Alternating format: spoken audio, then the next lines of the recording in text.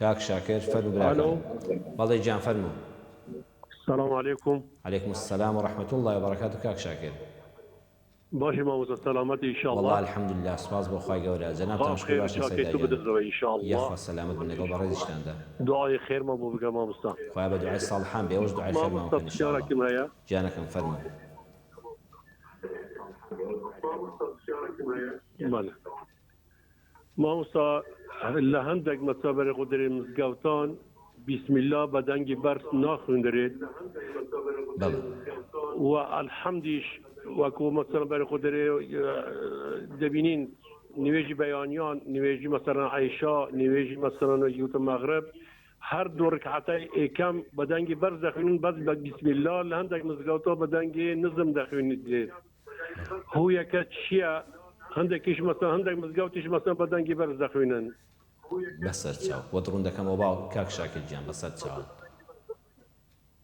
والله من دویت ما مصطفى بس تشاوان ودرون دكم وبسر تشاو حافظ بیتن خاله خواهي قول گل یک دنیا السلامة ما بعزيزك مصطفى من لا مصباصي جناب دكم كاك شاكر جان كاك شاكر فرمي هندي مزقود بسم الله دكان راستا والله خوزقوا انا ويايا خوزقوا وكو زماني قديمي خومان اما كل زبان شافعي مذهبين باب امام الشافعي ائمه جوليا بخوا اول منو لتول باشتر لفرمود حالي بوا او فرمودانشي بيغيشتوا لا مذهب امام الشافعي بسم الله الرحمن الرحيم اياتك لسوره الفاتحه ابي بخويندري ابي بدنجي برزيش بخويندري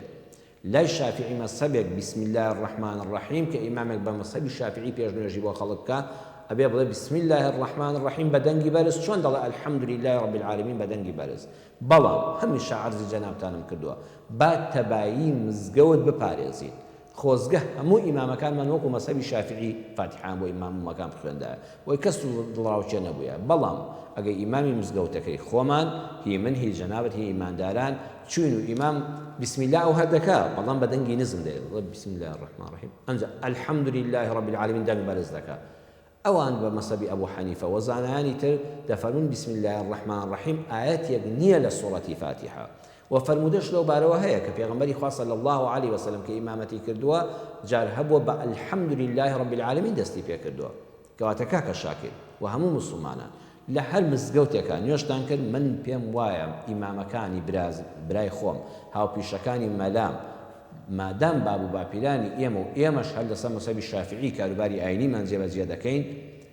تکایە بسم الله الرحمن الرحیم بە دەنگی بەرز بخوێنن بەخلاف لە مزگەوتەکانە دروست نەبێت بەڵام ئەگەر مامۆستایەکی بەڕێز کە بەبێ بەڵگە نییە فەرمودەی پێغەمبەری خوا صلی الله عليه وسلم فەرمودەی صحیح لە هەر شوێنێکە هەبوو پێشی هەموو مەذهەبێکە مذهب